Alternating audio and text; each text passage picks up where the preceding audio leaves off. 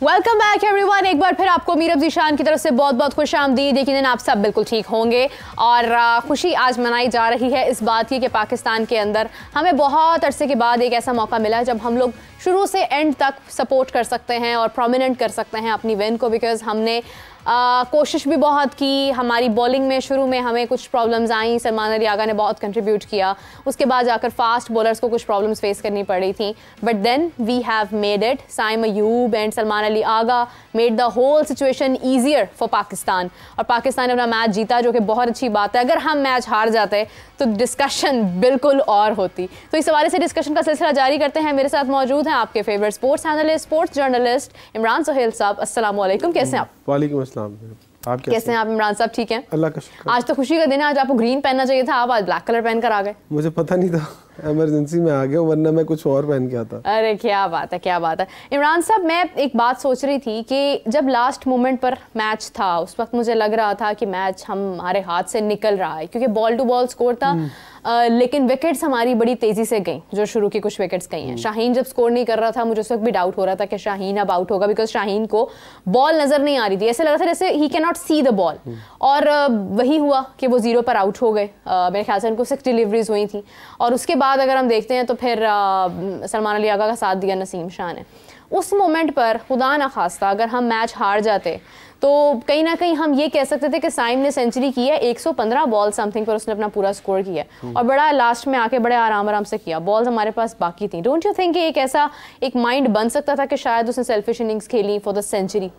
देखिए, मेरा ख्याल है कि साइम अयूब की इनिंग वो इनिंग है जिस सेंसिबल इनिंग। हाँ, उसने पहली दफ़ा इम्प्रेस किया है कि वो रिस्पॉन्सिबल मैन। दूसरी बार वो खैर 98 I consider it as a century. One day की बात कर रहा हूँ। वनडे में मुझे लगा कि हाँ वो वाकई रिस्पॉन्सिबल है। उसने देखिए वो प्लेयर हमेशा बड़े प्लेयर बनते हैं जो अपनी गलतियों से सीखते हैं। हाँ, ये बात हम बहुत सारे लोगों के लिए करते हैं, लेकिन वो कल भी मैच खेले और उन्होंने अपनी गलती से नहीं सीखा और ना ही वो सीखेंगे। कौन? नन अदर देन किंग, जिसको लोग कहते हैं बाबर आजम। ठीक है, देखिए बात वो है कि हमेशा से हम समझते हैं कि लेजेंड वो बना है जिसका स्टार्ट थोड़ा सा बुरा हुआ लेकिन उसने अपने आप को संभाला। यही होता है शार्प माइंड लोग, समझदार लोग और जिम्मेदार लोग।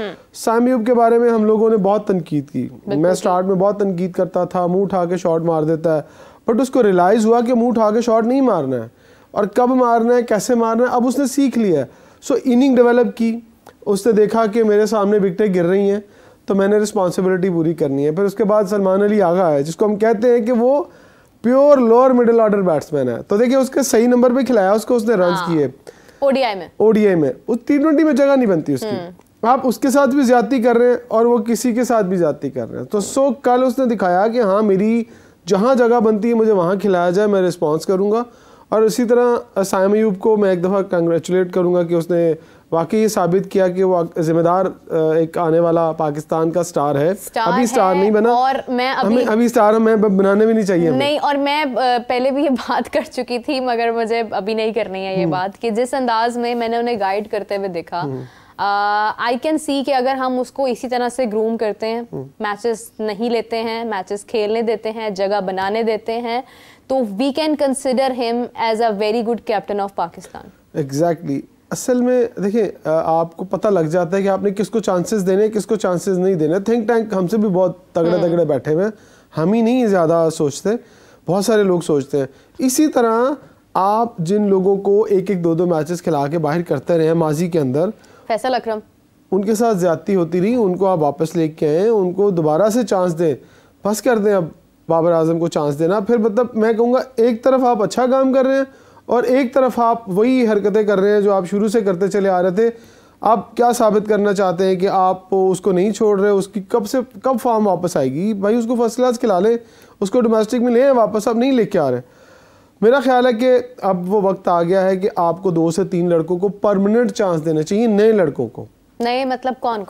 मिसाल के तौर पर बाबर के रिप्लेसमेंट में आप किसको कंसीडर करते हैं? आपको इरफान नियाजी आपको नीचे खेलता है ना, आपको हार्ड हिटिंग बैट्समैन लगता है, उसका नंबर ऊपर करें। देखिए आपको सर्कल के अंदर एक अच्छा प्लेयर चाहिए जो सर्कल में खेले। देखिए तेज क्रिकेट आप हमेशा कहते हैं तेज क्रिकेटर चाहिए, स्ट्राइक रेट अच्छा चाहिए। कौन से नंबर पर आता है? वो उसको भेजते हैं 5वें 6ठे नंबर पे। आप T20 मैच वो 5वें 6ठे नंबर के अलावा अगर हम उसको शुरू में भेज देते हैं तो वो एक अच्छा इम्पैक्ट पैदा मुझे लगता है कि आप दुनिया भर में छठे 5वें 6ठे नंबर पर भी देखिए, no offence towards him, I really respect my all players, लेकिन मैंने जो फील किया ना 1-2 मैचेस में, मैंने बड़े गौर से उन मोमेंट्स को देखा है कि जहां पर ना वो प्रेशर में आ जाता है 5वें 6ठे नंबर पर भी। एक मिडिल ऑर्डर बैट्समैन के ऊपर प्रेशर निस्बतन ज्यादा होता है, मैं मानती हूँ, लेकिन एक ओपनिंग बैट्समैन जो होता है ना, या ओपनिंग आपका पेयर होता है सर्कल के अंदर, उसमें आपको बड़ा स्ट्रेटेजिकली खेलना पड़ता है। देखिए आपको वो क्या शॉट मारता है, वो अप शॉट खेलता है, ऊपर वाले शॉट खेलता है। तो जब आप पावर प्ले की ओवर होते हैं तो फील्डिंग अंदर होती है। हाँ। फील्डर सिर्फ 2 बाहर होते हैं, थर्ड मैन बाहर रख लें, फाइन लेग बाहर रख लें, या आप एक आधा फील्डर कहीं अंदर करके बाहर कर लें, लेकिन जब वो अप शॉट खेलेगा सर्कल का फायदा वो उठाएगा। देखिए आपको थोड़े दिनों में लोगों को, और शायद मुझे लगता है मैनेजमेंट को भी रियलाइज होना शुरू हो जाएगा कि नहीं, रिजवान नहीं हर दफा, बाबर नहीं हर दफा, ये तो है। आपको नए, आप इंडिया की मिसाल देते हैं, हम ऑस्ट्रेलिया की मिसाल देते हैं, क्या वो अपने नए लड़कों को चांस नहीं देते ऊपर वाले नंबर्स के ऊपर? आपको one day cricket, white ball cricket के ऊपर कम से कम, मैं टेस्ट क्रिकेट की बात रेड बॉल की कर ही नहीं रहा, व्हाइट बॉल के ऊपर आपको अगर पहले ओवर्स में तेज रन करने हैं, आप समझते हैं कि आपने दायरा लूटना है, तो फिर आपको इरफान नियाजी जैसे लड़कों को आगे लाना पड़ेगा, वही आगे ऊपर से स्ट्राइक रहेंगे। देखिए एक तरफ आपके पास एक रिस्पॉन्सिबल बंदा आ गया ना साइम अयूब, अब आपको उसके साथ एक तगड़ा स्ट्राइकर चाहिए जो स्ट्राइक रेट चला कर रखे। अब आपने कितना किया, 246, आपका यहाँ पर रन अगर 300 के क्लोज होते तो आप कितना कंफर्टेबली अपने जो उसको रन्स को लेके चलते और आप उसको कंटेन करते। अब आपके ज़हन में यही है कि 246 है, हमारी विकेटें गिर जाएंगी, प्रेशर में आ जाएंगे। सो मुझे लगता है जब आपकी पहली बारी आएगी तो पहली बारी के अंदर 246 आपको वारा नहीं खाएगा, फिर आपको 250-300 रन करने ही करने हैं। अगर साउथ अफ्रीका चेस कर रहा होता तो आपको क्या लगता है कि वो मैच लूज कर जाता, वो भी मैच जीत जाता? उसकी रीजन पता क्या थी? उसकी रीजन ये थी कि हमारी फील्डिंग उतनी स्ट्रांग नहीं है जितनी फील्डिंग स्ट्रांग जो है वो साउथ अफ्रीका की है। हम उन्हें जाने देते, हम उनका अगर यही मतलब हमने स्कोर बनाया होता और साउथ अफ्रीका इसको चेस कर रहा होता ना, तो वो शायद बहुत जल्दी इस स्कोर को पूरा कर लेते। अगर सलमान अली आगा ने एज ए स्पिनर 4 आउट पहली इनिंग में किए ना, तो मुझे लगता है मोर इफेक्टिव होते वो सेकंड इनिंग के अंदर, क्योंकि पिच का बिहेवियर चेंज हो चुका होता है, थोड़ा और स्पिन मिलता है, थोड़ा और ब्रेक मिलता है, फर्स्ट इनिंग में कम मिलता है। मुझे लगता है आपके दूसरे स्पिनर भी आपके काम आते हैं अगर आपको ये सिचुएशन देखनी है। हमेशा सेकंड बारी में स्पिनर ज़्यादा इफेक्टिव होते हैं।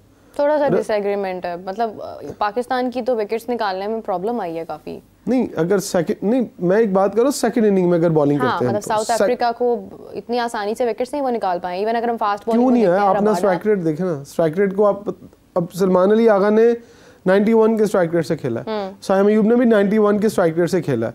सो मैं समझता हूँ कि आपको 100 के स्ट्राइक रेट से वनडे के ऊपर तो जाना चाहिए, 100 और 110 के ऊपर, जो अब मॉडर्न डे क्रिकेट आ रही है ना। देखिए यहाँ तो आपने साउथ अफ्रीका को फंसा लिया है, लेकिन जब आएंगी पिचेस थोड़ी फ्रेंडली आएंगी, अच्छी पिचेस आएंगी और दूसरी टीमें भी बड़ा स्कोर करेंगी, बड़े स्कोर का प्रेशर भी तो अलग होता है ना।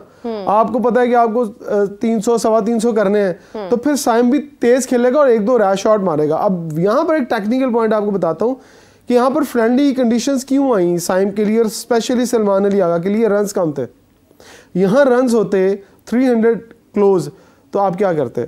आप जरूर तेज खेलने जाते, आप अपना स्ट्राइक रेट तेज करने जाते और आप वो गलत शॉट मारते। यहाँ पर आपके पास मार्जिन नहीं था।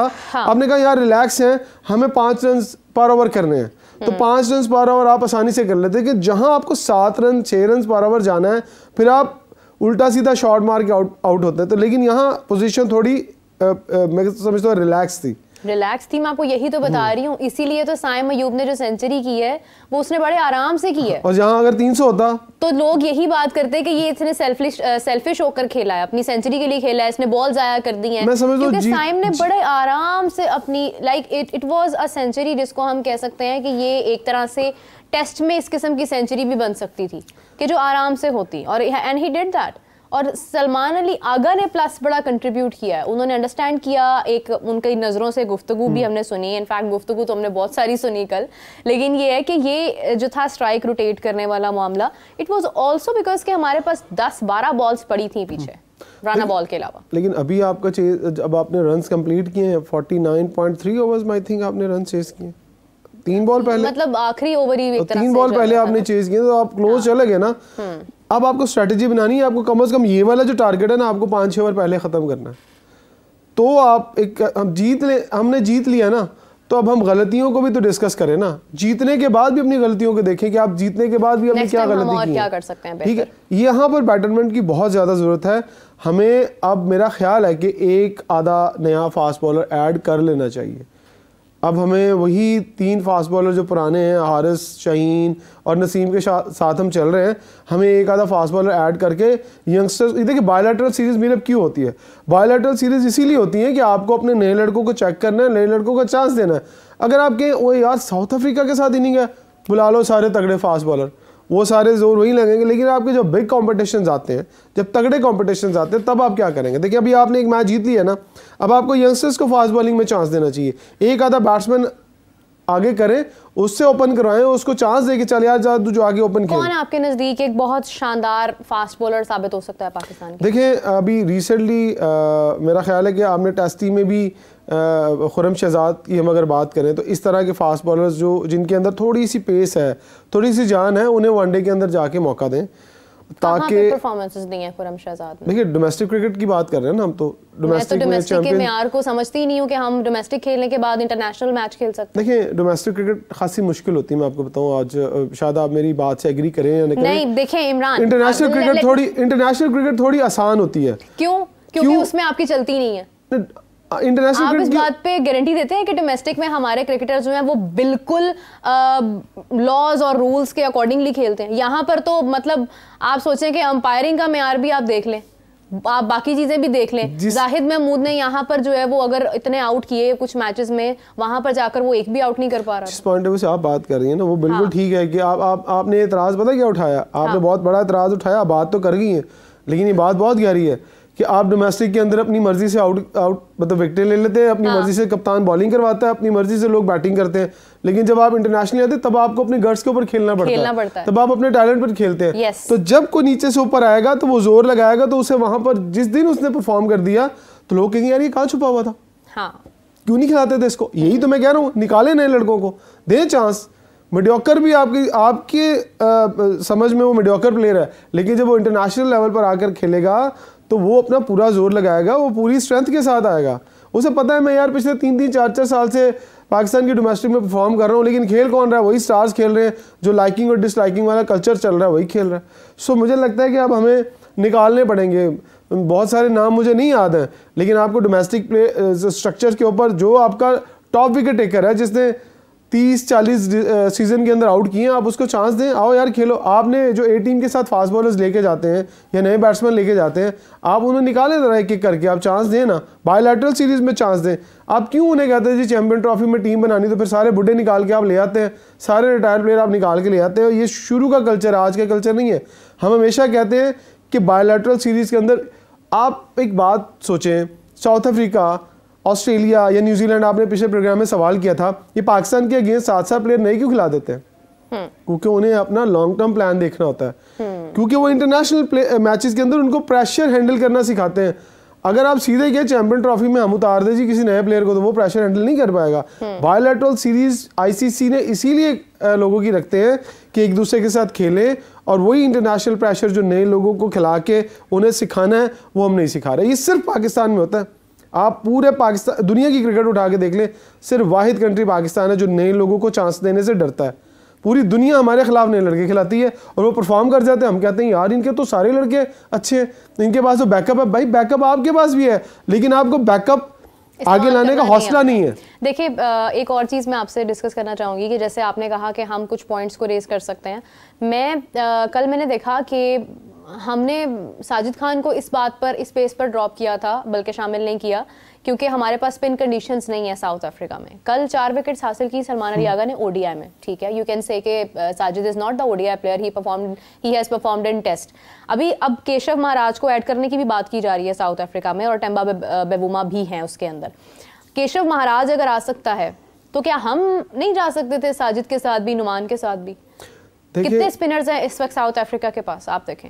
टेस्ट में कितने स्पिनर्स होंगे उनके पास? देखिए साउथ अफ्रीका, आपका वो पॉइंट बहुत कमाल का पॉइंट है कि अगर सलमान अली आगा जैसा नॉन रेगुलर स्पिनर, मैं उसको एक ऑलराउंडर है ना, बॉलिंग ऑलराउंडर है, हाँ। तो अगर वो 4 आउट कर सकता है साउथ अफ्रीका में, अगर इब्रार पहले T20 में 3 आउट कर सकता है, व्हाई नॉट साजिद खान? साजिद खान को लेकर आए ना। मतलब फिर आपने लोगों को डिसाइड करना है कि यार तुम यहीं के प्लेयर हो, तुम इंटरनेशनल स्टफ नहीं हो, तुम इंटरनेशनल विकेट्स पे आउट नहीं कर सकते। तो आप किसी को मोटिवेशन देने की बजाय, मैंने पहले प्रोग्राम में भी आपको यही कहा था जब पाकिस्तान साउथ अफ्रीका गया था, ना खिलाएं आप साजिद खान को, लेकिन साजिद खान को लेके तो जाएं, उसे कंडीशन तो सिखा। फर्ज करें आपने उसे टेस्ट सीरीज खिलानी है ना, मेरा मतलब मैं एक बहुत तजर्बाकार कोच तो नहीं हूँ, आपको भी इतना तजर्बा होगा कि देखिए आपने साजिद खान को खिलाना है टेस्ट सीरीज के अंदर, राइट ना? तो आपको उसको कैरी करना चाहिए था कि ये हमारे साथ जाए, ये वहां पर जब मैच नहीं होता प्रैक्टिस के अंदर ये स्पिन बॉलिंग करे, वहां की पिचेस को समझे, वहां के एनवायरनमेंट को समझे, बाबर के साथ खेले, बाबर को सिखा दे कि स्पिनर कैसे खेलना है। So this is the problem कि हम लोग ना कुछ और सोच के चल रहे हैं।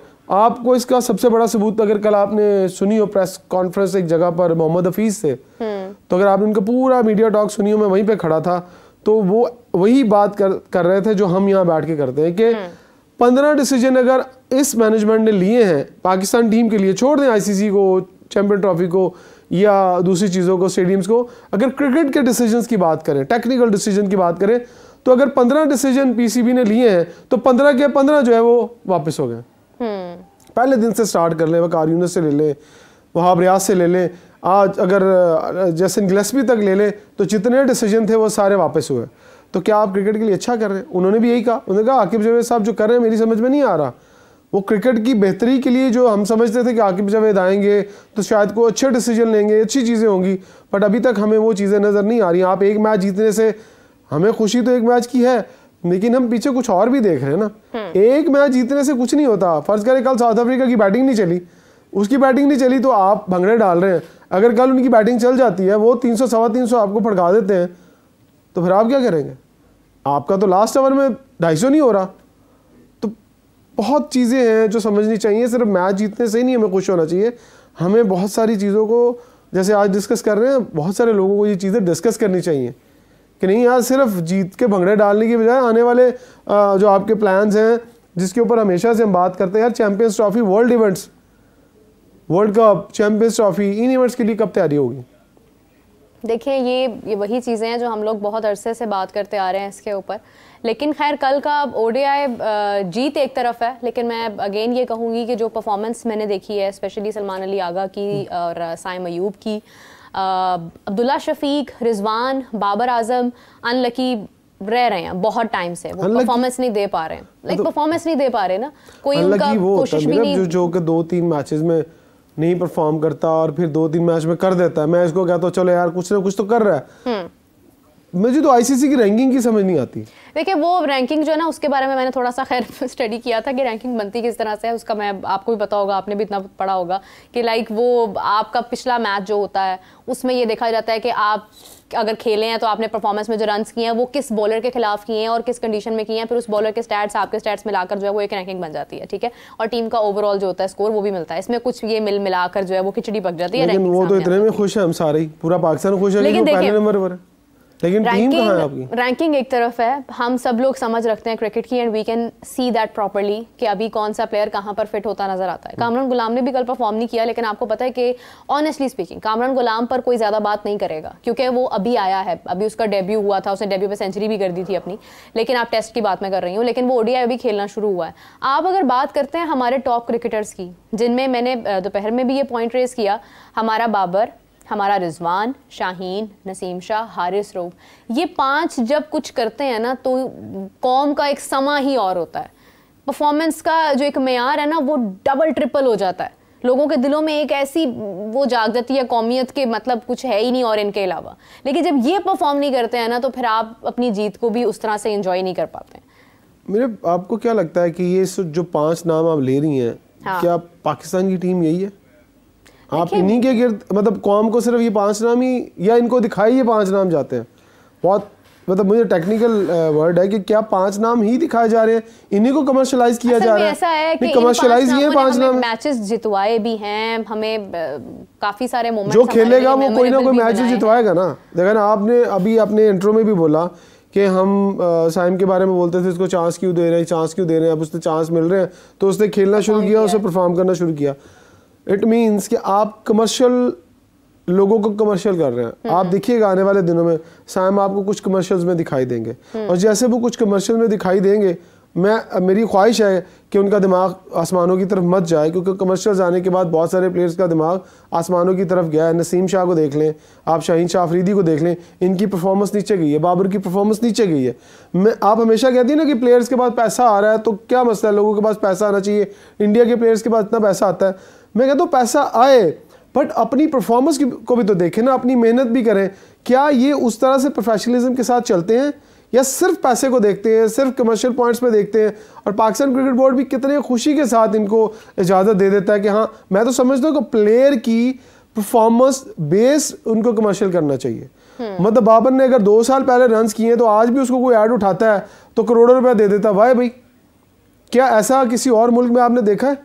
क्या इंडिया और पाकिस्तान के अलावा दुनिया की जो क्रिकेट टीमें हैं वो अपनी कमर्शियल्स के अंदर इस तरह के एक्टिविटीज करवाती हैं? चलिए देखिए, अब हम अपने प्रोग्राम्स में तो ऑलरेडी बहुत क्लैरिटी के साथ बात कर ही लेते हैं। अब कमर्शियल्स जो हैं वो उनका एक हक है, it depends on the advertisement organisations and तमाम वो लोग जो हैंडल करते हैं, उनको जो पसंद आता है वो उसको बना देते हैं स्टार। और जिस तरह से लीग्स खिलाड़ियों का एक अपना एक उनका हक है, इसी तरह से कमर्शियल्स भी उनका एक राइट है। हम लोग देखिए बात करते हैं, बहुत सारे लोग जो हैं वो इस चीज़ को बड़ा एंटी समझते हैं कि यार व्हाई ऑलवेज क्रिटिसिज्म। ये हमारी मोहब्बत है और ये हमारी ऑनेस्टी है कि हम लोग जो है वो नहीं चाहते हैं कि कोई भी प्लेयर अपना नुकसान करे। As a third person when we watch the match we find out many critical things in that, जो कि आपके इर्द गिर्द बहुत सारे लोग नहीं चाहते कि आप ठीक करें, क्योंकि वो नहीं चाहते कि आप बहुत ऊपर जाएं। एंड ऑनेस्टली स्पीकिंग, ये जो प्लेयर्स के अराउंड जो इनके मैनेजर्स हैं, उनका भी मुआयना करना ज़रूरी है कि वो उन्हें क्या बताते हैं, क्या ऐसा बताते हैं कि वो अच्छी भली परफॉर्मेंस छोड़कर अपने ही स्टेट से बाहर आकर जो है वो स्टेट ऑफ माइंड से बाहर आकर वो परफॉर्मेंस देना बंद कर देते हैं। Why Shaheen is not performing, why Naseem Shah is not performing, why Babar, why Rizwan, हुआ क्या है इनको? ये तो वो प्लेयर्स थे जो पाकिस्तान का वो नाम थे कि आते थे तो नारेबाजियाँ हो रही होती थी। क्या हो गया हमारी टीम? मुझे लगता है कि इनकी क्रिकेट ना आहिस्ता आहिस्ता ख़त्म होती जा रही है। आप शाहीन को देखें, नसीम को देखें, रिजवान को देखें, इन्होंने बहुत क्रिकेट खेल लिया। देखिए, अगर आप ऑस्ट्रेलिया का कल्चर देखें ना, ऑस्ट्रेलिया, न्यूजीलैंड और इंग्लैंड के अंदर प्लेयर्स का ना बहुत थोड़ा पीरियड होता है क्रिकेट खेलने वाला। कुछ प्लेयर होते हैं जिनको आप 10-10, 15-15 साल क्रिकेट खेल जाते हैं। देखिए, क्रिकेट का भी एक तरीक़ेकार है, एक उसकी भी एक नेचुरल चीज़ है, लेकिन कुछ चीज़ें ज़बरदस्ती जोड़ी रखते हैं हम साथ साथ। अगर मैं दावे के साथ आपको कह सकता हूँ ये बात, अगर शाहीन, रिजवान, नसीम अगर ये पाकिस्तान में नहीं होते ना, ये दुनिया की किसी और जगह क्रिकेट खेल रहे होते, तो इनकी 3-3 साल पहले क्रिकेट खत्म हो चुकी होती, इनकी जगह रिप्लेसमेंट आ चुकी होती और ये घरों में बैठे होते। कर रहे होते आज भी। इनकी परफॉर्मेंस ही खराब अगर नहीं कर रहे होते तो, जिस तरह पाकिस्तान में हो रहा है, जिस तरह आपने पॉइंट रेज किया है, अगर ये पाकिस्तान की जगह कहीं और हो रहा होता तो ये टीमों में नहीं होते, ये अपने डोमेस्टिक स्ट्रक्चर में खेल रहे होते या लीग्स खेल रहे होते, ये नेशनल टीम में आपको दिखाई भी नहीं देते। मुझे बताएं, क्या ऑस्ट्रेलिया, न्यूजीलैंड, इंडिया का कल्चर है ये कि एक प्लेयर पिछले 2-2 साल से परफॉर्म ना करे, 1-2 मैच में परफॉर्म कर दे, वो टीम के साथ जुड़ा रहे? नो, उन्हें उठाते हैं, उन्हें कहते हैं जनाब वापस जाएं, परफॉर्म करके हैं आप। ऑस्ट्रेलिया का जो फर्स्ट क्लास स्ट्रक्चर है और दुनिया का बेहतरीन फर्स्ट क्लास स्ट्रक्चर है, लोग उसको फॉलो करते हैं। क्यों हम पाकिस्तान में उनके स्ट्रक्चर को एक दफ़ा लेके आए थे कि उस तरह का स्ट्रक्चर बनाए, लेकिन बदकिस्मती से हम वो स्ट्रक्चर नहीं बना पाए, हम कमर्शलाइज की तरफ चले गए। हमने जो हमारा ग्रेड 2 है उसके अंदर हमने 40 टीमें रख दी, सिर्फ इसलिए कि यार हमारे मुल्क में पॉपुलेशन ज़्यादा है, हमें लोगों को जॉब्स देनी है, लोगों को नौकरियां देनी है। उसका असर क्या हो रहा है कि हमारे पास क्वालिटी क्रिकेटर्स नहीं आ रहे। जब आप क्रिकेट को थोड़ा क्लोज करेंगे, टीमें कम करेंगे, आपके पास कंपटीशन लेवल तगड़ा हो जाएगा, आपका प्लेयर अच्छे आएंगे। 15 प्लेयर एक टीम में खेले, अब 40 टीमें आप फर्ज करें आपके ग्रेड 2 में खेल रही हैं, तो 40 को 15 से मल्टीप्लाई करें ना, तो कितने प्लेयर बन जाते हैं? तो आपकी टीम के तो 15 प्लेयर नहीं पूरे हो रहे, आपको तो 15 ढूंढते हुए लाले पड़ जाते हैं कि 15 कैसे निकाल के लाएं। है और इसमें काफ़ी हद तक कसूरवार हमारे बोर्ड में मौजूद वो लोग हैं जिन पे जिम्मेदारियां सौंपी गई थी टीम्स बनाने की। देन हमारे कोचेज आ जाते हैं क्योंकि इनकी जिम्मेदारी थी कि इन्होंने सिर्फ इन्हीं लोगों को नहीं लेकर चलना है, इन्होंने और भी लोगों को तैयार करना है। कभी कोई प्लेयर खुदा न खास्ता इंजर्ड भी हो जाता है, आपके पास एटलीस्ट उसकी रिप्लेसमेंट होनी चाहिए। मुझे अच्छी तरह से याद है कि 2023 का वर्ल्ड कप जब नसीम शाह नहीं थे तो हमने नसीम शाह की प्रेजेंस को बड़ा मिस किया था, और उसके बाद से हमें वो नसीम शाह भी नहीं मिला जो उससे पहले था, नहीं मिले। एग्जैक्टली, क्योंकि उनकी भी शायद सोच और माइंड और कहीं और डाइवर्ट हो चुका है। मुझे एज ए फास्ट बॉलर यही लगता है कि जो नसीम शाह थे ना पहले वाले, वो नसीम शाह भागते हुए दिखाई नहीं देते, मिस करते जो शाहीन आज भी, मैं आपको बता दूं, शाहीन आज भी फिट नहीं है। शाहीन आज फिट नहीं है। आपकी टीम के अंदर 6 प्लेयर ऐसे हैं जो फिट नहीं है। इवन रिजवान जो कैप्टन है वो फिट नहीं है। तो फिर आप अंदाजा लगाएं कि उनके नीचे कितने लोग उसकी प्ली ले रहे होंगे। अगर रिजवान ये बात करेंगे कि शाहीन फिट नहीं है तो शाहीन क्या कहेगा, भाजन तुसी फिट हो, तुसी आप फिट नहीं है, तुसी आप फिट नहीं हो तो तुसी मैनू किस तरह गल कर। So that's the point. और फिर मैं आपकी थोड़ी डिस्कशन को थोड़ा सा डाइवर्ट कर रहा हूँ वुमेन क्रिकेट की तरफ। शायद आपने ये पॉइंट रेज किया कि नहीं, पाकिस्तान की जो अंडर 19 टीम है एशिया कप खेलने गई थी, जिसमें एक लड़की शहर बानो ने भी अपना डेब्यू किया है। किस टीम से हारी वो?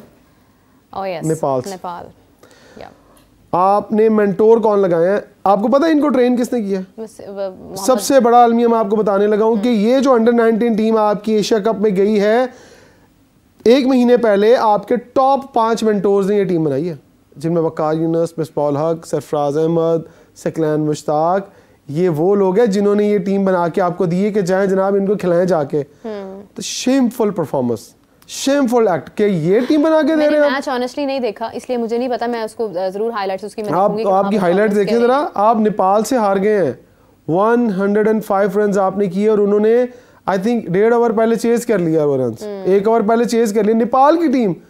मतलब सोच, अभी 2 प्रोग्राम में पहले हम बात कर रहे थे यहाँ बैठ के कि वो वक्त आने वाला है कि पाकिस्तान की टीम नेपाल से भी हारेगी, इथियोपिया से भी हारेगी, फलां से भी हारेगी। तो वो वक्त आ गया। तो फिर आपको ये चाहिए कि ये जो आपने मेंटोर्स लगाए हैं, खुदा के लिए इनसे जान छुड़ाएं। जो वुमेन क्रिकेट का हक बनता है, मेरे वुमेन क्रिकेट का जो हर राइट बनता है ना, वो है यूनिवर्सिटी, कॉलेजेस एंड स्कूल्स। अगर आप इन 3 लोगों के हवाले क्रिकेट नहीं करेंगे ना, तो वुमेन क्रिकेट से आप कुछ नहीं हासिल कर सकते। आप 10 वर्ल्ड कप पाकिस्तान में ले आए, 10 वर्ल्ड कप आप पाकिस्तान से बाहर जाके खेल रहे हैं, आप उन बच्चियों के साथ भी ज्यादती कर रहे हैं, उनका टैलेंट भी वेस्ट कर रहे हैं, और जिनको नहीं खिलाया जाता लाइकिंग और डिसलाइकिंग के चक्कर में, वो भी वेस्ट हो रहे हैं। आपको क्या लगता है कि आपकी टीम हारेगी तो क्या लड़कियों में मोटिवेशन आएगी खेलने के लिए? आप कोई कप जीत के लाएं, आपको कोई ट्रॉफी जीत के लाएंगे तो फिर ही लोग अपने बच्चों को कहेंगे ना बेटा जाओ जाके क्रिकेट खेलो। जब आपकी बच्चियाँ जीतेंगी ही नहीं, आपको डिसअपॉइंटमेंट होगी, टीचर्स नहीं मोटिवेट करेंगी, प्लेयर्स नहीं मोटिवेट वाले मिलेंगे, तो आपकी वुमेन क्रिकेट बंद हो जाएगी। और अगर आपने ऐसा ही किया तो 3-4 साल के बाद आपको शायद 11वें-12वें नंबर पे, अभी भी आप मेरा ख्याल 8वें-9वें नंबर पर हैं, तो आप बहुत पीछे चले जाएंगे। तो खुदारा ना तो आईसीसी का पैसा ज़ाया करें और ना किसी और का पैसा ज़ाया करें, ये पैसा कहीं अपने जो मेल क्रिकेट है वहाँ लगा लें। वो तो आपको क्या क्या थक गए कि वुमेन क्रिकेट के ऊपर काम करें, वुमेन क्रिकेट के ऊपर काम करें। आप अपनी मर्जी के कोच लगा देते हैं, आप अपनी मर्जी के लोग लगा देते हैं, फिर रिजल्ट इस तरह से आता है, आपको ना शर्म आनी है ना आपको शर्म कभी आती है। देखिए ये तो वाकई एक अफसोसनाक वाकया है। कल के दिन में हम जीत अपनी एंजॉय इतना कर रहे थे कि हम ये वाला पॉइंट भूल गए हैं कि हाँ बिल्कुल अंडर 19 टीम हमारी जो है वो एक समझ लें कि बदतरीन शिकस्त थी हमारी नेपाल के खिलाफ। लेकिन ये है कि आई विश की गलतियों से हम सीखें, और सिर्फ हमारा सीखना ज़रूरी नहीं है, उन लोगों का सीखना भी ज़रूरी है जो हमें हमारी टीम को ट्रेन करते हैं। एक और चीज़ है इमरान, जहाँ पर हमने बात की इतनी सारी चीज़ों के मुतालिक, वहीं पर दूसरा पॉइंट हमारा चैम्पियंस ट्रॉफी का है कि अभी तक उसका स्केजुअल नहीं आया। आज का दिन भी काफ़ी हद तक एक्सपेक्टेड है कि चैम्पियंस ट्रॉफी का स्केजुअल सामने आ जाएगा। क्या आपके पास कोई इस हवाले से कोई ऐसी रिपोर्ट, कोई ऐसी खबर है कि अब किस बात की ताख़ीर है? देखिए मुझे आज कहीं से खबर मिली है, शायद अल्लाह करे वो खबर गलत हो। इंडिया जिस तरह हम प्रेशर डाल रहे हैं ना उनके ऊपर के जो कि हम उनसे रिटर्न मुआहदा कर रहे हैं, अब वो हम पे प्रेशर डाल रहे हैं कि ठीक है अगर आपने नहीं खेलना तो चैम्पियन ट्रॉफी। आपको क्या लगता है कि जो जय शाह आए हैं वो आपके लिए अच्छे फैसले करने के लिए आए हैं? आपको अच्छे की उम्मीद है उनके साथ? इंडियन क्रिकेट बोर्ड से अच्छे की उम्मीद है, आईसीसी से अच्छे की उम्मीद है? मुझे ये लगता है कि उन्होंने अब उल्टा प्रेशर डालना शुरू कर दिया कि ये अपने स्टांस पे खड़े हैं और वो कह रहे हैं कि ठीक है अगर आप नहीं मानते तो भाईजान फिर हम चैम्पियन ट्रॉफी की और मुंतकिल कर देते हैं। और ये बहुत बड़े मुझे ज़राए से ये खबर मिली है। लेकिन अब फिर मैं यहाँ वो बात नहीं करना चाहता। असल बात जो है, अगर मैं यहाँ बात कर दूंगा तो लोग मुझे तनकीद का निशाना बनाएंगे, यार लेन देन की बात लेन देन को छोड़ दो, लेन देन से और अब बात घुटनों तक आ गई है। अच्छा, अब तरलों पे बात आ गई है। अब देखिए ना, अब हम भी बात कर रहे हैं, शेड्यूल नहीं आया। पाकिस्तान क्रिकेट बोर्ड अपने टिकर जारी कर चुका है आज से 4-5 दिन पहले कि तमाम मामला तय पा गए और बहुत जल्द शेड्यूल आ जाएगा। शेड्यूल क्यों नहीं आ रहा? आपने उनको तंग किया, वो अब आपको तंग कर रहे हैं। मेरी बात सुने, देखें इमरान, आपने कहा कि हम अच्छे की उम्मीद नहीं कर सकते हैं, जय शाह वहाँ पर बैठे हैं या कोई भी। तो जब वहाँ पर ग्रेग बार्कले थे, हमने उनसे क्या, उन्होंने हमारे लिए क्या किया? हमारे वहाँ पर जो पाकिस्तान के कुछ लोग, पाकिस्तानी जीएम जो वहाँ पर बैठे हैं, वो हमारे लिए क्या कर रहे हैं? तो अगर जय शाह इंडिया की सपोर्ट में बात कर रहे हैं तो वो कम से कम अपने कंट्री के साथ तो सिंसियर है ना। exactly. हमारे लोग यहाँ पर जो वहाँ बैठे हैं वो क्या हमारे साथ सिंसियर है कि वो हमारे हक में कोई ऐसा फैसला कर देते हैं? अगर जय शाह पे इतना डाउट था कि वो आएंगे तो पाकिस्तान के हक में फैसला बिल्कुल नहीं होगा, तो जब तक ग्रेग बार्कले थे उनको करते, उनसे बात करते ना कि आप इस मामले को सॉल्व करके जाएं। Why are you dropping this matter on Jay Shah? मेरे कुछ दोस्त यहाँ बैठ के मेरे साथ इतराज़ कर रहे थे और ये कह रहे थे कि ऐसे मामला नहीं है। वो क्या करें, मैं पहले दिन से ही 2 चीज़ों के ऊपर मैं बहुत जोर डाल रहा हूँ, शायद लोगों को बात समझ नहीं आती। एक तो गवर्नमेंट टू गवर्नमेंट बात की जाए, डायरेक्ट इन्वॉल्वमेंट हो, और ये पहले कर लेनी चाहिए थी। इस टाइम हमने पहली बार ये पॉइंट आपने किया था, गवर्नमेंट टू गवर्नमेंट बात होनी चाहिए। यही इंडियन मीडिया भी आज बात कर रहा है कि गवर्नमेंट टू गवर्नमेंट बात क्यों नहीं होती है। वो तो बात नहीं कर रहे, तो आप कहते हैं हमने सदकेवारी है, हम क्रिकेट खेलने के लिए तैयार बात करेंगे। इमरान, मैं फिर वही बात करूंगी जो फिर सुनने में बहुत बुरी लगती है कि जब आप अपनी तरफ से एक ऐसा नैरेटिव जारी करेंगे कि beggars cannot be choosers, तो फिर जब हमारा एक स्लोगन ये है as a nation, so what we can do for our respect और एनीथिंग। एक और बात, आप वो क्यों नाराज हैं इनके साथ? वो कहते हैं कि आप एक ही बात पाकिस्तान में बैठ के करते हैं कि जी वो स्मोक आ गई, आप अपना सारा कुछ बंद कर देते हैं। ये बहुत टेक्निकल पॉइंट आपको बता रहा हूँ, वो जो इस पे उन्होंने बात की है, ये खुल के बात नहीं करते आपके साथ कोई लोग। उन्होंने कहा कि आप जब दिल करता है आप मुल्क के अंदर स्मोक की वजह से क्रिकेट बंद कर देते हैं, आप अपनी सारी एक्टिविटी स्पोर्ट्स की बंद कर देते हैं, आप स्कूल्स बंद कर देते हैं। उन्होंने कहा दिल्ली के अंदर क्या स्मोक नहीं होती है? क्या हमने कभी अपने स्कूल्स बंद किए हैं? क्या हमने अपने क्रिकेट एक्टिविटीज़ या स्पोर्ट्स एक्टिविटीज़ बंद किए हैं? कहते हैं हम अपनी एक्टिविटीज़ को नहीं बंद करते। कहते हैं आप बहुत ज़्यादा हाइप देते हैं चीज़ों को, कहीं ना कहीं हमारा भी कसूर है। उसकी वजह ये है ना कि हमें ये प्रूव करना होता है कि हम बहुत केयरिंग हैं टुवर्ड्स द नेशन। यस, हालांकि हम चाहते हैं कि हमारा वक्त तो थोड़ा होता है, ये तो हमें पता होता है, और हमें जाने से पहले कुछ ऐसा करना है जो याद रहे। और ये बातें कौन करता है? ये मैं आप बैठ के नहीं करते, हमारे वज़रा बैठ के ये बातें करते हैं। हमारे बहुत सीनियर लोग जो कि हुकूमतों में बैठे हुए हैं, जो डिपार्टमेंट्स में बैठे हैं, वो कहते हैं कि पाकिस्तान की जो इस वक्त स्मोक की हालात है, सांस लेना भी मुश्किल हो गया है, लोगों को घरों से बाहर ना निकाले। कहते हैं यार इतनी कौन सी बड़ी बात आ गई है, लोग घरों से बाहर ना निकले, ये हो जाए। कहते हैं कभी दिल्ली ऐसे हुआ ही नहीं है। एक ये इनको एतराज़ है। दूसरा, मुझे एक और लोगों को मैं समझा थक गया, भाई ब्रॉडकास्टर बहुत बड़ा फड्डा डाल के बैठा हुआ है। लोग कहते हैं ब्रॉडकास्टर को तो चक्कर ही कोई नहीं है। अच्छा एक सेकेंड, स्मोक की वजह से अगर सब कुछ बंद हो जाता है तो मेरे ख्याल से अगर किसी ने इसके स्टैट्स या देखे हों कि स्मोक लाहौर में किस कदर ज़्यादा थी और उसका कितना ज़्यादा नुकसान था, कितने लोग जो हैं वो बीमार अभी तक रिकवर नहीं हो सके हैं, न्यूबॉर्न बेबीज़ उससे कितना अफेक्ट हुए हैं, तो उनको शायद इस बात का अंदाजा होगा। जबकि इस वक्त स्मोक नहीं है उतनी, उसके बावजूद उसका एक इम्पैक्ट है। तो ये हमारी हेल्थ के लिए होता है। खिलाड़ी वहां पर उन्होंने ओपनली खेलना होता है, तो उनके लिए ये सेफ नहीं होता है। तो स्मोक का अगर आपको कोई डाउट है कि लाहौर में ही क्यों ऐसा है, कराची में स्मोक नहीं थी, सब कुछ चलता रहा वहां पर। एक स्टेडियम अगर अंडर अपग्रेडेशन जारी थी, दूसरे स्टेडियम में कराची प्रीमियर लीग हुई है वहां पर। तो आप जरा उसके थोड़े से स्टार्ट देखिएगा कि लाहौर में स्मोक का रेशो क्या था, तो फिर उसके बाद आपको खुद ही समझ आ जाएगी कि बंद क्यों करना पड़ा। सब बंद क्यों करना पड़ा। दूसरी पॉइंट मैं आपसे बात कर रहा था कि आपके ब्रॉडकास्टर के बहुत बड़े मसाइल हैं। उसने भी बहुत बड़ी हर्डल डाल दी है। मैंने टेक्निकल डॉक्यूमेंट्स की बात की, वो अभी तक कंप्लीट नहीं हो पा रहा। अब तारीख पर तारीख क्यों दी जा रही है, जबकि मेरा ख्याल इंडियन मीडिया भी ये चीख क्यों कह चुका है कि शेड्यूल कल आ रहा है, कल आ रहा है। आप लोगों हम लोग प्रोग्राम कर गए हैं, पीसीबी ये कह चुका है कल आ रहा है। शेड्यूल क्यों नहीं आ रहा आपके पास? आप भी कुछ हतमी बात कहने के लिए मेरा ख्याल नहीं कह सकती यहाँ पर, ना मैं ये बात कह सकता हूँ। बल्कि मेरे साथ उस दिन बैठे थे कादर ख्वाजा, उन्होंने मुझे अच्छी तरह याद है ये बात 2 हफ्ते पहले की है। उन्होंने कहा शेड्यूल आने को कल आ जाए, ना आए तो 15 दिन बाद भी ना आए। तो वही वाली बात, उनकी बात भी कहीं ना कहीं सच है कि 15 दिन हो गए अभी तक शेड्यूल नहीं आया। तो मेरा ख्याल है ये जितना लंबा जा रहा है, आई थिंक ऑलमोस्ट 60 डेज रह गए हैं, 60 दिन है, 60 दिन रह गए और अभी तक कुछ अता पता नहीं है मैचेस कहाँ होंगे कहाँ नहीं होंगे। याद है मैंने आपको कुछ प्रोग्राम पहले कहा था कि श्रीलंका की बात होगी, श्रीलंका में मैचेस जो हैं वो ग्राउंड बुक करवा लिए गए हैं। तो अभी कल जो बातें निकली है, परसों निकली है कि पाकिस्तान ये चाह रहा है, इंडिया ये चाह रहा है कि वो अपने मैचेस श्रीलंका के अंदर जाके खेले। हाँ, लेकिन वो रिजेक्ट हो गया है। लेकिन पाकिस्तान ने उस फार्मूले को ख़त्म कर दिया। पाकिस्तान ने पेशकश की थी कि हम कोलंबो हमें ज़्यादा लॉजिस्टिक के एतबार से भी आसान रहेगा, हमारा फाइनल अगर वहाँ पर हो जाता है तो फिर वो रिजेक्ट। नहीं, मेरा ख्याल ये पाकिस्तान नहीं, इंडिया चाह रहा था वहाँ, पाकिस्तान जाना नहीं चाह रहा था। पाकिस्तान वहाँ मैं तो समझता हूँ कि पाकिस्तान ने तो दुबई के साथ 3 साल का मुआहदा भी कर लिया है, शायद आपको पता होगा। यस, लेकिन अभी फ़िलहाल कुछ अपडेट्स तो यही मेरे तक भी आई थी कि शायद पाकिस्तान ने ये पेशकश की थी कि हमें श्रीलंका इजी रहेगा, बाकी टीम्स के लिए भी, हमारे लिए भी लॉजिस्टिक्स के। लेकिन अब तो पाकिस्तान ने 3 साल का कॉन्ट्रैक्ट यूएई की जो क्रिकेट बोर्ड है उनके साथ किया कि वो एज अ होम कंट्री वहाँ पर खेलेंगे इंडिया के तमाम मैचेस। हाँ, लेकिन ये है कि इंडिया में जब इंडिया और श्रीलंका उसको होस्ट कर रहा होगा तो फिर तो श्रीलंका में ही होंगे ना पाकिस्तान के मैच। इंडिया अब इसी बात पर अड़ा हुआ है कि वो कहता है कि मैं रिटर्न नहीं लिख के दूंगा। वो कहता है ये मुल्क आपके हालात ख़राब है, हमारे तो नहीं है, आप हमारे मुल्क में खेलने आते रहे हैं तो आप गवर्नमेंट से बात करें। लेकिन हालात इतने भी ख़राब नहीं है कि यहाँ पर कोई टीम आ नहीं सकती है या कुछ ऐसा नहीं, हालात ख़राब नहीं है, पॉलिटिकल सिनेरियो हुआ, वो सॉल्व हो गया, वो एक दिन का मैटर था। नहीं, वो बात नहीं कर रहा मैं थोड़ा सा और बता रहा हूँ। वो कहते हैं कि हमारे लोग क्या पाकिस्तान में जाते हैं आज़ादाना?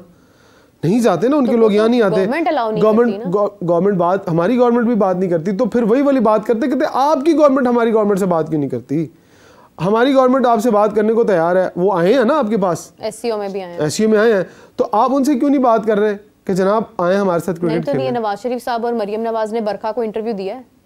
वो एज ए ऑफिशियल कौन देगा? वज़ीर-ए-आज़म पाकिस्तान। हाँ, लेकिन ये है कि देखें, आपका वज़ारत ख़ारिजा जाएगा, अगर वो यहाँ आए हैं तो हमारे भी यहाँ के लोगों ने इंटरव्यू दिया है। और सेकेंडली ये है कि अगर ये मामला गवर्नमेंट टू गवर्नमेंट सॉल्व होना है तो ये प्रॉब्लम अभी बिल्कुल 11th आवर में नहीं हो सकती थी, ये पहले का मैटर था जो हो सकता था। नंबर 2, एक और चीज़ जो आपने शेयर की, एक और मैं भाम शेयर करती हूँ कि कुछ लोग ये भी कहते हैं कि ऐसा क्यों होता है कि जब भी कोई मैच होता है पाकिस्तान में तो उसकी सिक्योरिटी इतनी ज़्यादा कर दी जाती है कि वो रास्ते बंद कर दिए जाते हैं। मेरा एक आंसर है उसके ऊपर, जो ये है कि पाकिस्तान में जो आवाम है, जो पब्लिक है, वो बहुत क्रेजी है क्रिकेटर्स को लेकर, इंडिया से भी ज़्यादा, और इंडिया में भी है, इंडिया में भी है, पाकिस्तान में भी है, पाकिस्तान में भी है और इंडिया में भी है।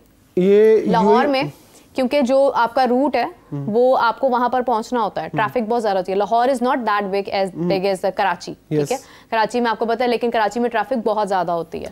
आप इसलिए वो रूट कुछ देर के लिए बंद करते हैं बिकॉज आपको ये होता है कि जो खिलाड़ी ने अपने होटल से वहां तक पहुंचना है वो वहां पर सेफली पहुंच जाए। सेफली आई मीन टू से कि वो टाइम पर पहुंच जाए, वो लेट ना हो, ट्रैफिक में ना फंस जाए, नंबर 1। नंबर 2 ये कि अगर किसी को पता चल जाए कि बाबर आजम यहाँ से गुजरने वाला है तो आपको क्या लगता है कि वहाँ पर आवाम नहीं इकट्ठी हो जाएगी? तो वो फिर उनके लिए प्रॉब्लम क्रिएट होगा। तो वो एटलीस्ट स्टेडियम सेफली पहुंच जाए, उसके बाद वो रास्ते खोल दिए जाते हैं। वो सिर्फ 10-15 मिनट के लिए बंद होते हैं, ऐसा नहीं है कि वो पूरा शहर बंद कर दिया जाता है कि यहाँ पर PSL हो रहा है या कुछ ऐसा हो रहा है। तो इसका हल क्या? इसका हल यही है ना कि आप कुछ चीज़ें ऐसी करें, फिर यही हल है कि आप टीम को होटल से हेलीकॉप्टर पे उठाएं और हेलीकॉप्टर पे लैंड करें। हल करना क्यों है, सब इस बात से एग्री हैं ऑलरेडी। यहाँ पर जब मैच हो भी रहा होता है तो ये जो रूट है कजाफी वाला, ये तो यहाँ पर इतना लोड होता है ट्रैफिक का, ये देखिए उसकी रीजन ये है दो रूट्स बनाए जाते हैं। हाँ, 2 रूट्स है, एक गुलबर्ग वाली साइड पे है और एक कनाल वाली साइड पे। कनाल का मोस्टली होता है कि टीम वहां से आए और गुलबर्ग वाली साइड से लोग आए। उसका भी खैर सोल्यूशन यही निकल रहा है ना कि कजाफी के अंदर ही जो है वो एक होटल जो है वो तैयार हो रहा है। वो तो खैर पता नहीं कब बनेगा, चले, लेकिन कर तो रहे हैं ना कि मतलब, लेकिन चैंपियंस ट्रॉफी से पहले तो नहीं बन सकता ना। खैर ये एक है कि PSL भी होती है और PSL के मैचेस भी होते हैं। तो उसमें खबर आ जाइए PSL के हवाले से, शायद आपके पास आई है, नहीं आई? कैटेगरीज के बारे में, कैटेगरीज नहीं, वेन्यू के हवाले से, कि सुना है कि इसके मैचेस भी दुबई में कुछ करवाने की बात आज आई है। अगर आप, मेरा ख्याल है कि मैं ये ज़राए से बात सामने आई है कि पाकिस्तान क्रिकेट बोर्ड के बहुत सारे लोग चाहते हैं कि PSL के कुछ मैचेस दुबई में हो जाएं, जो हम करवाना चाह रहे थे आई थिंक UK के अंदर, वो ये मैचेस वहाँ करवाना चाह रहे हैं कि वहाँ भी कुछ मैचेस हो जाएं, ताकि जो फ्रेंचाइजीज़ को थोड़ा इशू आ रहा है कि इस इवेंट की हाइप को बढ़ाया जाए, तो ये हाइप जो है वो वहाँ शायद बढ़ सकती है, UK में भी बढ़ सकती है, क्योंकि वो जो फ़ायदा होना चाहिए था PSL को as a marketing point of view से वो नहीं हो रहा है, उतना पैसा इकट्ठा नहीं हो रहा है। और दूसरी बात ये कि मैं एक और सजेशन दूंगा यहाँ पाकिस्तान क्रिकेट बोर्ड को कि खुदा के वास्ते को 10-12 जगहों पे बोर्ड लगवा दें। आप बताएं कि आपके मुल्क में ICC चैंपियन ट्रॉफी हो रही है, शेड्यूल लगाने को तो आपको किसी ने नहीं कहा ना, इतना पैसा तो आपके पास है, आपको कंफर्म है, अभी तो हमें कंफर्म नहीं है। लेकिन मेरा आपको पता है कि आपको इवेंट मिला हुआ, कहीं एडवर्टाइजिंग तो करें, कहीं मार्केटिंग तो करें। आप कहीं 2-4 बोर्ड लगा दें लोगों। क्या करें, अभी तक कंफर्मेशन ही नहीं है, अभी तक तो कंफर्मेशन ही नहीं है। मतलब फिर इनको डाउट है, PSL हमारा इतना इसका मतलब पीसीबी को डाउट है कि नहीं होगी। आई डोंट नो, अब आप उनसे प्रेस टॉक में सवाल कर लें, वो तो कहते हैं यही होगी, वो यही तो 1%। तो फिर आप लगा, जब 60 दिन रह गए आपको बोर्ड शोर्ड तो लगाएं, लोगों को बताएं कि हाइप रेट करें, लग जाएगा, बोर्ड भी लग जाएगा। और जहां तक बात PSL की है, मैंने आतिफ राना साहब से ये सवाल किया था, उन्होंने ये कहा था कि PSL किसकी है लीग, मैंने कहा पाकिस्तान की। तो कहते हैं अवाम किसकी है, मैंने कहा पाकिस्तान की। तो उन्होंने कहा तो लीग भी पाकिस्तान में होगी। तो अभी तक जो है वो फ्रेंचाइजीज की तरफ से तो ऐसी कोई अपडेट नहीं है, लेकिन we will make that more sure कि क्या ऐसा कुछ होने वाला है या नहीं, क्योंकि जब चैंपियंस ट्रॉफी होनी है तो वो उसके बाद PSL ने होना है, तो वो हमारे पास कोई ऐसा रीज़न नहीं होगी कि हम उसको स्विच कर दें। खैर, इस पर मजीद बात करेंगे। दुआ करें स्टेडियम भी बंद है। आई विश, क्योंकि अभी तक 20 तारीख होने में 2 दिन बाकी हैं और I love to visit Gaddafi stadium. कल जरूर जाइएगा। ज़रूर। Thank you so much Imran, it is always a pleasure having you here. और इसी के साथ मुझे और इमरान को दीजिए इजाज़त। अपना बहुत सारा ख्याल रखिएगा। Take care, bye bye.